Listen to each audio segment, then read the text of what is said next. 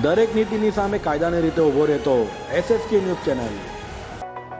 સુરતમાં વધી રહેલી હાર્ટ એટેકની ઘટનાઓ વચ્ચે નવાગામ ખાતે રહેતા યુવાનનું હાર્ટ એટેકથી મોત નીપજ્યું હતું।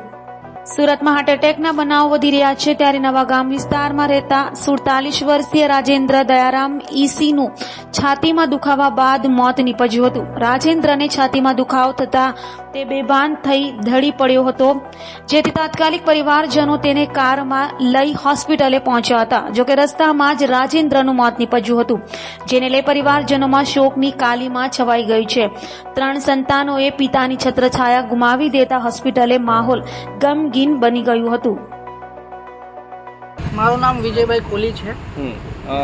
શું ઘટના બની હતી?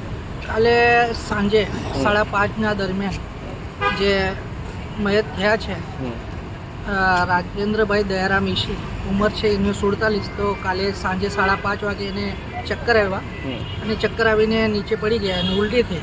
ત્યારબાદ અમારા આજુબાજુના જે મિત્ર પરિવાર હતા એને પ્રાઇવેટ ગાડીમાં લઈને પેલા આસ્થા હોસ્પિટલમાં લઈ જતા વખત એની ડેથ થઈ ગઈ અડધે રસ્તે।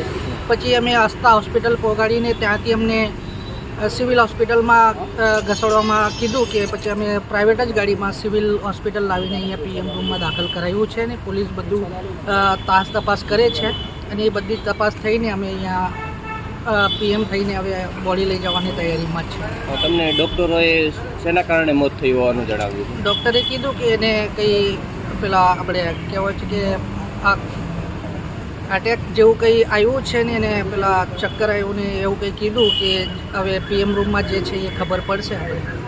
જે યુવક છે તેમના પરિવારમાં કોણ કોણ છે અને શું કામ કરતા હતા? એમના પરિવારમાં એક છોકરી છે 16 વર્ષની, એ બને છે। 2 દીકરા છે, એક નોકરી કરવાની તૈયારીમાં હતા, ઇન્ટરવ્યૂ આપીને આવેલા ને પછી એને બોલાવવામાં આવેલું હતું। પછી એક છોકરા છે એ 10માં બને છે, એક્ઝામ આપવા જવાની તૈયારી જ હતી, ત્યારબાદ એને ખબર પડી કે આવી એવી ઘટના બની છે।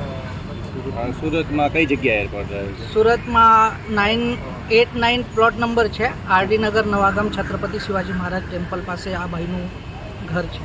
શું કામ કરે છે એ ભાઈ કે મિલમાં, હાજીરા મિલમાં કામ કરતા હતા, નાઇટ ડ્યુટી રેગ્યુલર આ ભાઈનું ડ્યુટી હતી। અને તમે શું થાવ છો? હું એમના ભાના થાઉં છું અને આજુબાજુના લોકોએ બધું હેલ્પ કરી છે। ઓકે। દરેક નીતિની સામે કાયદાની રીતે ઊભો રહેતો SSK ન્યૂઝ ચેનલ।